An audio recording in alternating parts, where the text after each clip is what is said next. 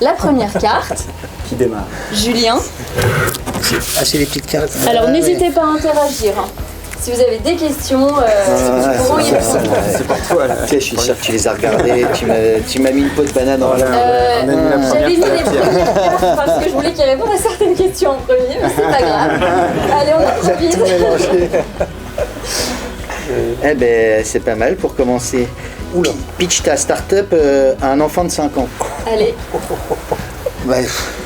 D'ailleurs, c'est un bon exercice pour expliquer notre start-up. Son concept, c'est de faire comme un peu avec tes Lego, où tu peux construire des petites maisons. Nous, ou avec les mécanos, voilà, en plus gros, on fabrique des chapiteaux de stockage temporaire. Et finalement, on essaye de rassembler tous les petits fabricants de petits chapiteaux comme ça partout en France pour ceux qui n'ont pas la petite pièce qui leur permet d'agrandir leur chapiteau, voilà, de venir leur emprunter et de pouvoir monter mon petit jouet près de chez moi sans devoir en acheter un neuf parce que j'ai pas forcément les moyens. Parfait. Voilà. Tout le monde a plus ou moins compris les grandes lignes du projet. Ok, ça, super, merci Julien. Bravo. Next. Moi. Pitch ta start-up à une personne pressée. Ouais, je préférais l'enfant de 5 ans finalement. À une personne pressée. Nous, notre rôle, c'est de proposer de l'activité physique au maximum de seniors pour qu'elles soient en meilleure santé, qu'elles puissent rester à domicile le plus longtemps en meilleure santé, partout en France, avec un objectif de prévention. Donc, voilà. C'est bon, la personne est partie. Elle est au bout du couloir. Super, merci. C'est bon. Allez. C'est à mon tour, c'est sûr. Pitch ta start-up un anglais. Un anglais. C'était pour moi. Un flamand. C'était pour moi celle-là. Alors, comment savoir si notre idée est bonne? Ah, et je pense qu'il y a plusieurs personnes dans l'audience qui sont intéressées par la réponse. Ah ouais, ça c'est une excellente question, mais encore faut-il avoir la réponse. C'est pas simple d'avoir cette réponse. Alors au départ, on a toujours la sensation que notre idée est excellente et que c'est la meilleure idée du monde. C'est toujours comme ça. Ce qui va permettre de se dire que notre idée est potentiellement bonne, c'est de la confronter à d'autres avis et notamment à des avis qui correspondent à notre marché. Donc d'aller tester auprès de clients potentiels, de personnes qui pourraient être intéressées, de voir si effectivement l'idée peut intéresser et d'y ajouter peut-être des avis complémentaires aussi. C'est ça qui peut faire nourrir l'idée de départ.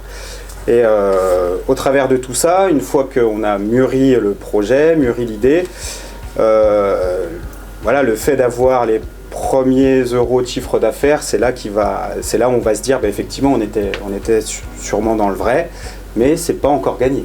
Donc voilà, c'est une lutte constante. C'est ça. Parce que de toute façon, quand on est porteur de projet de start-up, ce que l'on apprend, c'est de ne pas tomber amoureux de son projet et de ne pas hésiter à repivoter si jamais nos marchés nous envoient des signaux qui vont dans ce sens-là. Nous d'ailleurs, on s'est planté, on pourrait le raconter, on s'est planté au départ.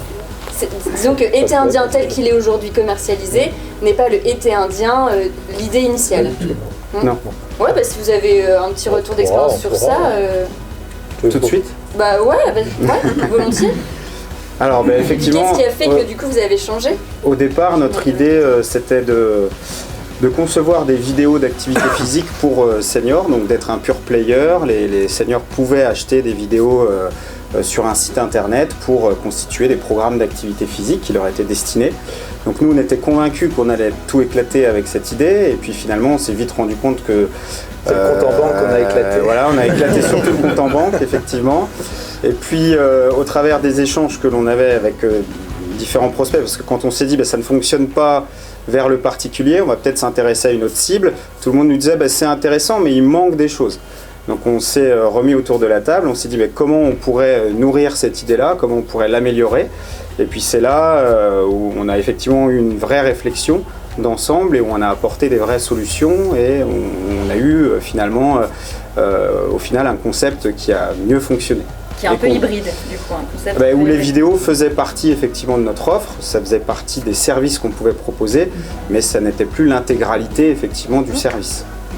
on a une logique assez simple, on a écouté nos clients, on allait les voir, on les a écoutés, qu'est-ce que vous voulez, qu'est-ce qui existe, qu'est-ce qui n'existe pas. Et on a créé les offres que nos clients voulaient finalement. C'était assez simple, hein. Enfin assez simple. Mais si on était resté sur notre idée, on ne serait plus là, ça c'est sûr. Ça marche, merci. Julien, je te laisse retenter. Joker. Comment garder sa motivation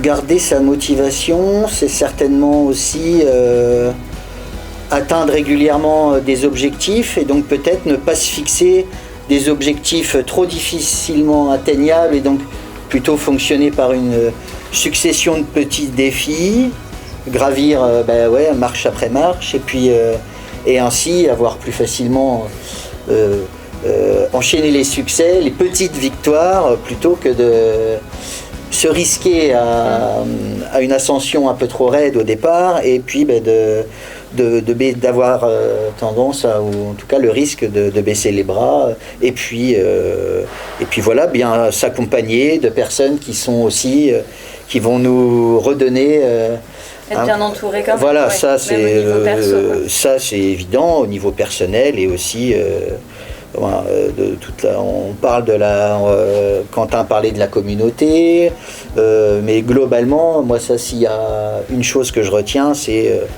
ne pas rester seul avec son idée, c'est en parler au plus de monde possible, être dans des réseaux, et puis voilà, il y a toujours quelqu'un qui nous rebooste ou nous donne des bonnes idées, ou voilà, ça. Ça marche. Quelle est votre plus belle fierté dans votre projet Travailler avec moi. La plus belle fierté, moi je dirais déjà qu'on puisse se payer, qu'on ait créé notre... alors nous on avait des jobs avant, hein, mais en tout cas se payer, ce qui n'est pas toujours simple au début, ça veut dire qu'on a créé son emploi. Donc déjà, avant d'en créer d'autres, il faut créer le sien, en général. Et ça, en tout cas avant qu'on ait des salariés, moi je trouve que c'était un des premiers objectifs qu'on avait, c'était déjà de pouvoir se payer, en faire notre activité principale. Et voilà, effectivement, d'en vivre pleinement. Et ça, en tout cas, voilà. Le premier salaire est symbolique d'ailleurs. Quand on se verse pour la première fois un salaire, c'est très symbolique. Il a eu lieu 3 ans après la création. Et quel était le montant? C'était pas très élevé. Des gens, peut-être le fisc dans la salle. On va faire attention, les murs ont des oreilles. Tout est déclaré, c'est transparent. Okay. En tout cas, ça a été 3 ans après quand même. Voilà. Ça, c'est une belle fierté. Ouais, c'est une fierté parce que c'est pas facile. Se payer un salaire, c'est pas facile. Souvent, on a souvent une autre activité et se pose la question comment on fait pour faire les deux et essayer de basculer de l'un à l'autre éventuellement. C'est un sujet qui est important pour tout le monde. À part quand on est étudiant, on a tous déjà une activité en général. Et c'est vrai que ça, c'est le premier salaire, moi, ça a été un moment important. Ok. Parfait.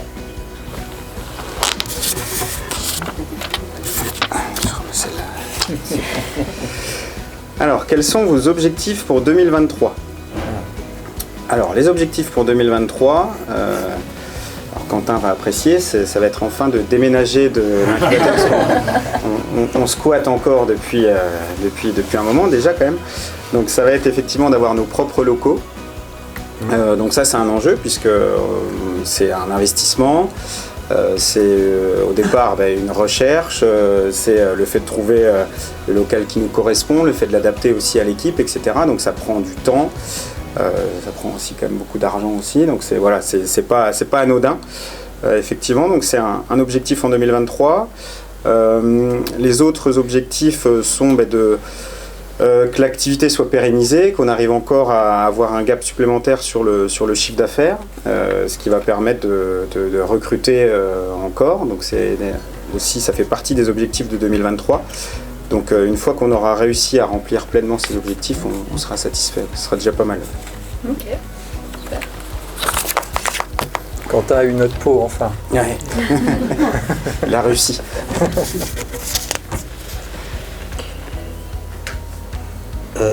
En 2 phrases, l'entrepreneuriat, c'est quoi? Pas évident celle-là. Hein. Si vous voulez aider Julien. Non, ouais, En 2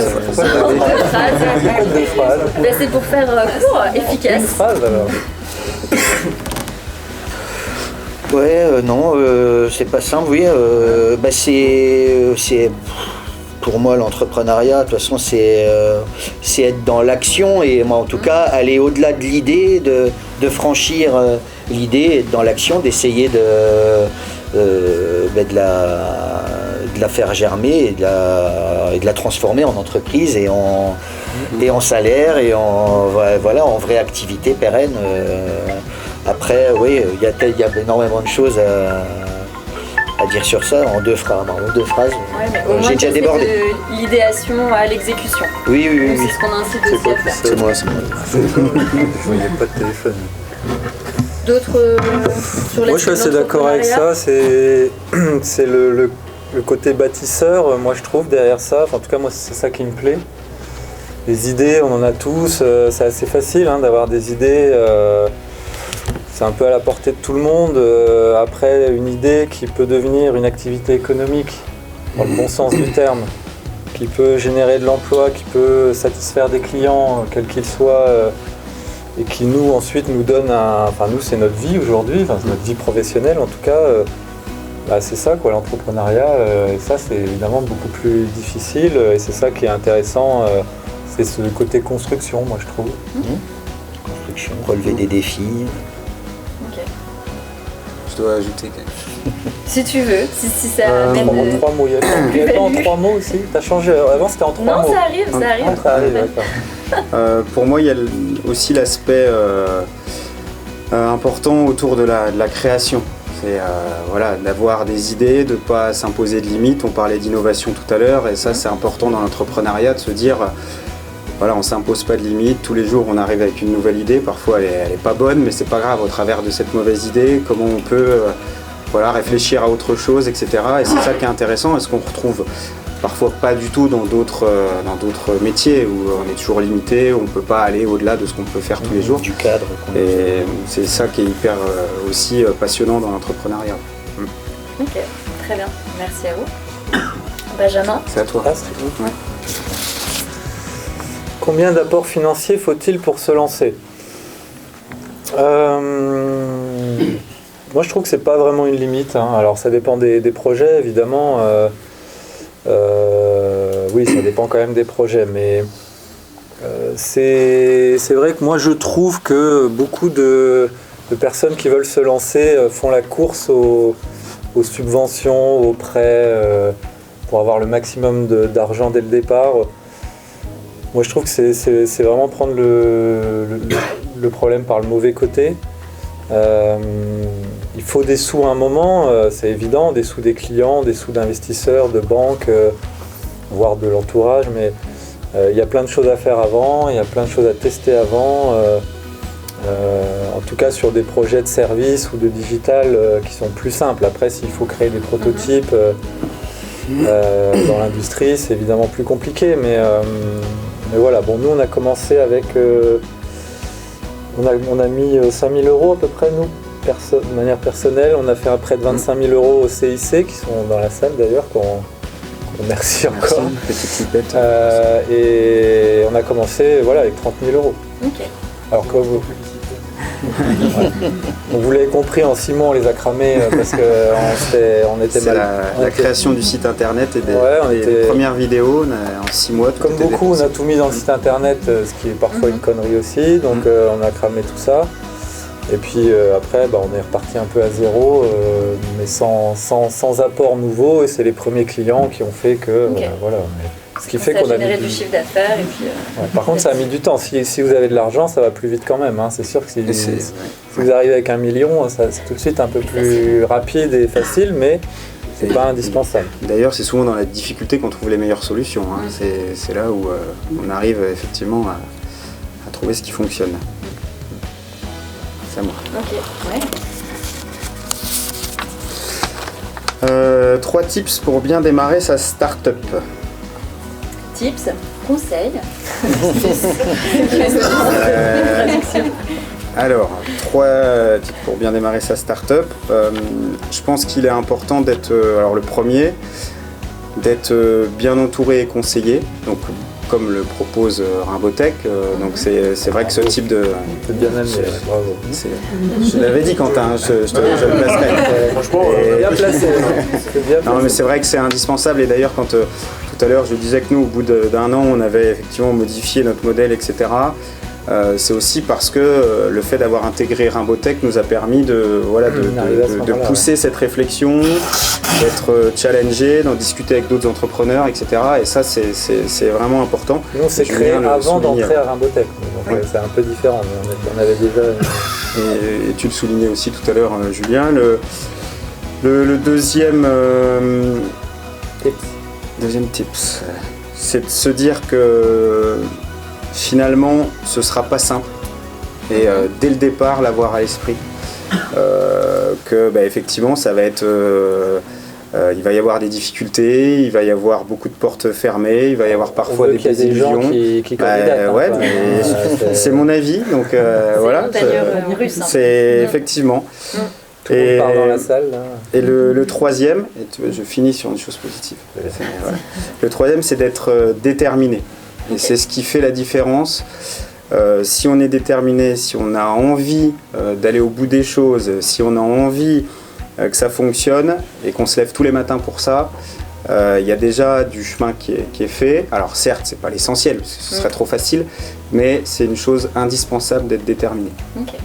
Il faut écouter, mais être un peu têtu quand même. C'est ça, voilà. Oui. Ok. Je crois qu'il reste 3 questions, ça avait une chacun. Alors, les 3 mots. Les 3 mots pour résumer l'accompagnement Rimbotech. Bon courage. Apéro. C'est toi qui as les questions les plus difficiles. Non, donc ça. Il y avait l'ouverture, que ce soit aussi bien donc l'ouverture d'esprit et s'ouvrir aux autres. S'ouvrir dans le sens aussi à essayer de comprendre les startups des autres et puis finalement en réfléchissant pour les autres on va parfois résoudre nos propres problèmes, donc avoir vraiment cet esprit d'ouverture. Après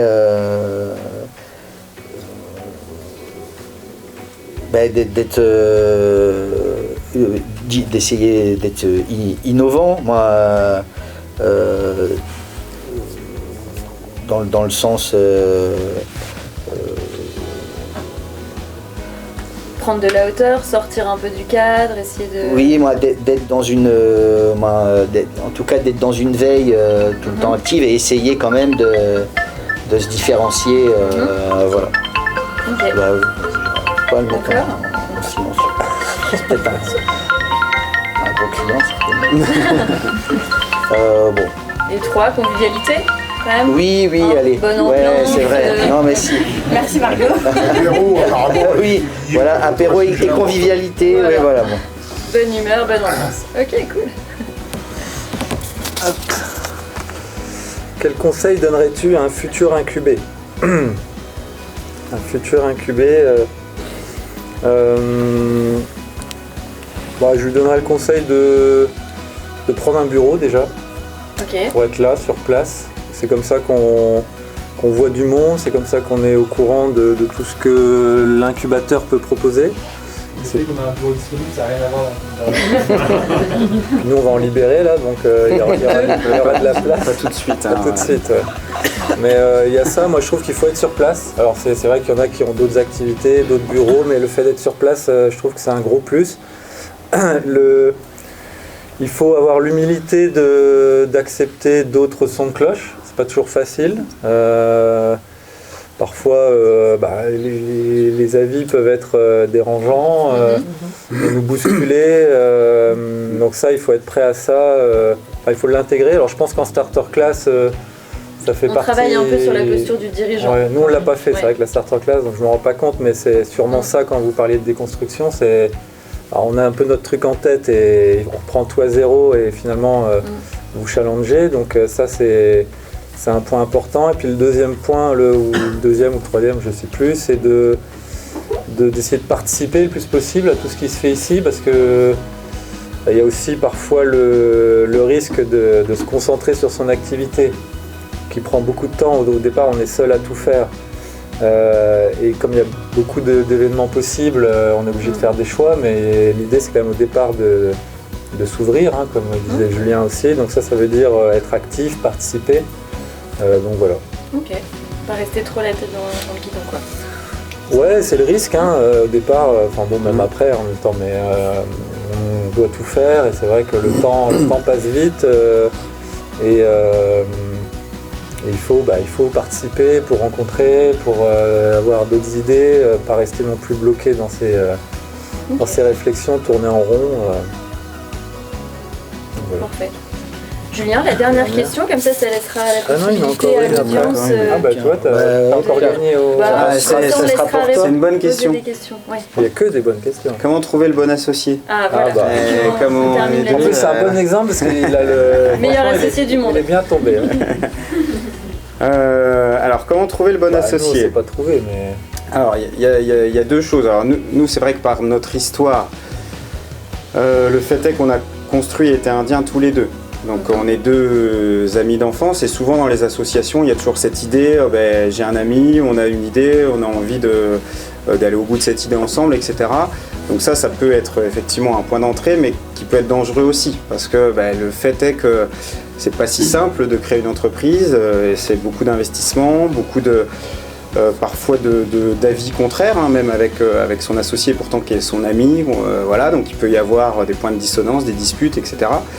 Donc c'est vrai que c'est pas simple, donc au départ c'est vraiment de se poser la question si on a envie de créer ça seul ou si on a envie de créer ça à deux, et dans ce cas là si on crée à deux il faut absolument une complémentarité. Ça c'est indispensable, de bien se poser la question, est-ce qu'on est complémentaires, est-ce que nos personnalités s'accordent et même dans la difficulté. C'est-à-dire que voilà, quand on aura des moments difficiles, est-ce qu'on est capable de travailler ensemble, de s'entendre, etc. Donc ça c'est un point important. Et puis au travers de l'évolution aussi après, c'est les associés qui peuvent rentrer au fur et à mesure dans l'entreprise, dans le cadre d'une levée de fonds, dans le cadre d'une ouverture de capital quand on a besoin d'argent, etc. Donc ça, c'est se poser la question si ceux qui vont rentrer sont en phase avec la philosophie de l'entreprise, avec les valeurs, avec ce qu'on défend. Et ça, c'est aussi indispensable pour qu'on puisse, quand on se retrouve tous autour de la table, parler de la même chose, avoir des objectifs qui sont bien en relation, etc. Ok. Bien. Julien, quelque chose? Toi aussi, tu as sur Mutual, tu as un associé? Oui, moi je pensais dire que le bon conseil, c'était peut-être aussi, d'une part, effectivement, d'être complémentaire, et ne pas avoir peur d'avoir un associé totalement différent de soi. Moi, il a 25 ans de plus, ou presque, et il n'y connaît rien en informatique, dont moi c'est ma spécialité, et lui était spécialiste du chapiteau, et moi j'y connaissais rien en chapiteau, voilà, au départ. Et finalement, on est bien complémentaires. Et un bon exercice, ça peut de faire un long voyage. Je vois hier, on vient de passer 2 jours en voiture ensemble, alors sans se lancer peut-être sur 2 jours, mais faites un voyage en train ou déjà faites un long repas si rapidement vous n'avez plus rien à vous dire ou que la personne en face vous saoule, ou c'est peut-être ça va être difficile pour la suite. Ça peut être un petit exercice intéressant. Bon, super. On vous remercie. Si ça vous va, on s'arrête là, comme ça pour laisser, si l'audience a des questions, n'hésitez pas à partager. Ouais. C'est dommage. On a balancé. C'est bien. Quelqu'un, une question, ou très générale, ou sur l'entrepreneuriat, ou sur les startups, ou sur les projets. N'hésitez pas à vous lancer. C'est silencieux. Moi, il y a que... Non, les enfants sont sortis. Est-ce qu'il y a que tes enfants qui ont compris ma start-up? Oui, certainement. La fille de 4 ans, ça aurait été bien. J'ai rien compris. personne se lance? Ah, Samuel? Donc merci à tous les trois pour vos réponses. Donc moi j'ai une question, les gars des Indiens là. Qu'est-ce qui vous passe par la tête pendant 3 ans? On a la bonne idée, on croit avoir la bonne idée, et puis ça prend un peu de temps à apprendre, on doit la réorienter. Et puis tu l'as dit tout à l'heure, tu mets 3 ans avant de pouvoir sourire avec te verser un salaire. Donc voilà, il se passe quoi dans votre tête à ce moment-là? De jour 0 à 3 ans. Parce que c'est bon 3 ans. Alors il y a jour avant 0 aussi, parce qu'avant la création de l'entreprise, il y a quand même un temps aussi de réflexion. C'est là que je la vois bien de tout ce qui peut se passer dans votre tête à ce moment-là. Mais voilà, c'est vrai que cette période, on va dire, d'attente, c'est hyper long 3 ans. Donc voilà, il se passe quoi Ouais, il y a des phases différentes. Hein. Bon, il y a eu la première phase où on s'est rendu compte qu'on se plantait et on a failli arrêter un moment. Et c'est d'ailleurs là, à ce moment-là qu'on est rentré chez Rimbotech, hein, c'était mi-2018. Donc là, on s'était quand même posé la question, est-ce qu'on continue ou pas? Alors on avait nos activités avec des revenus, donc là, c'était pas une question financière. Après, c'est l'autre phase, c'est une phase où, en tout cas moi, parce qu'on a eu des étapes différentes, parce que Julien a gardé son job d'avant plus longtemps que moi. Moi j'étais consultant, donc j'ai pu réduire mon activité plus progressivement. Après c'est quelque chose de progressif, en tout cas moi je l'ai vécu comme ça, c'est-à-dire qu'au fur et à mesure qu'on sentait que ça pouvait prendre et que moi aussi j'y trouvais du plaisir, ça me confortait dans l'idée de réduire mon activité professionnelle pour petit à petit donner plus de temps à Eternia. Et ça c'est un balancier qui est important, parce que de toute façon, comme moi je ne pouvais pas faire les deux, en plus j'avais une autre entreprise à ce moment-là, donc j'en avais 3, donc à un moment il fallait faire des choix. Et si on est sur son activité première, je ne vois pas comment on peut développer une autre entreprise à côté, en tout cas avec l'envergure que nous on voulait et l'ambition qu'on avait. Donc il a fallu faire un moment de balancier, où effectivement, financièrement à un moment ça a été difficile, parce que je réduisais mon activité professionnelle sans encore me payer sur Eternia. Donc fin 2019, c'était la période la plus critique pour moi financièrement, parce que je me suis payé en janvier 2020. Donc ça fait partie du risque qu'il a fallu prendre, mais avec aussi, comme disait Julien, des victoires qu'on voyait arriver. Et en 3 ans, on commence à sentir les choses. Donc je savais que, on va dire, j'y croyais, mais pas comme j'y croyais au départ. Au départ, on y croit, mais il faut... la croyance n'est pas du tout la même. Au départ, on y croit, mais on a très peu d'éléments. Et puis, au fur et à mesure, moi, je sentais vraiment le marché, je sentais que ça allait prendre. Je sentais que notre association pouvait fonctionner, même si Julien n'était pas à plein temps à ce moment-là. Et donc, c'est pour ça que j'ai pu... Alors moi, j'avais une activité que j'ai pu réduire progressivement. Quand on est en CDI, 35 heures ou je ne sais pas, on ne peut pas dire à son employeur, je fais 4 jours, je fais 3 jours, je fais 2 jours, moi je pouvais. Donc c'est vrai que j'avais cette facilité-là, mais financièrement, il a fallu faire un balancier qui était un moment risqué. Après, c'est vrai qu'il y avait un cut où on se dit, bon, ça y est, on y va, on se paye et j'arrête complètement mon activité d'avant ou pas. Donc cette décision-là, on l'a prise fin 2019. Et puis toi, Julien, tu peux dire pour toi, parce que c'était différent, toi. Ouais, moi je vais être un peu plus court, hein. C'était un peu long. Ah ouais, mais c'était intéressant. Du coup, vous voyez comment ça fonctionne au quotidien, on s'ennuie pas.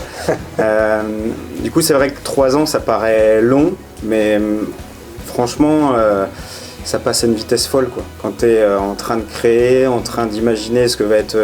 justement, ce que va devenir ton idée, tu as toujours l'impression que ça prend un temps dingue, que ça prend du temps, etc. Mais le temps passe vite au final.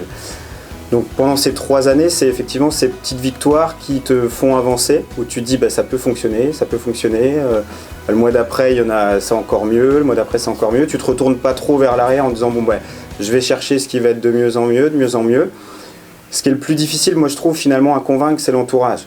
Parce que l'entourage, il ne voit pas forcément ces petites victoires, il ne voit pas forcément que ça commence à grandir, et puis l'entourage se dit ça commence à bien faire, Eternia. Après, c'est effectivement ces petites victoires qui te nourrissent et puis qui te font dire allons jusqu'au bout, et c'est pour ça tout à l'heure que j'évoquais le fait d'être déterminé, c'est ce qui fait avancer en fait, c'est clairement ça. Super. Et je rajoute juste un truc, c'est qu'on s'est dit la semaine dernière, après 6 ans quand même de création, qu'on se retourne très peu finalement sur les satisfactions qu'on peut avoir. Et on est toujours en train d'imaginer ce que va être finalement Été Indien demain. Et on s'est dit, ce serait peut-être bien de temps en temps de se retourner et de se dire « Ah c'est quand même pas si mal ce qu'on a fait ». Parce que franchement, on a toujours envie d'aller plus loin, toujours envie de faire avancer les choses. Alors maintenant, il y a aussi des responsabilités, des risques qui font dire oui, il faut aller chercher encore plus de chiffre d'affaires, créer davantage, etc. Et des fois, c'est quand même pas mal de se dire « Ah ouais, finalement c'est pas mal. Le temps passé, c'est pas si mal. » Mais on essaye de le faire. On essaie un peu. Ouais.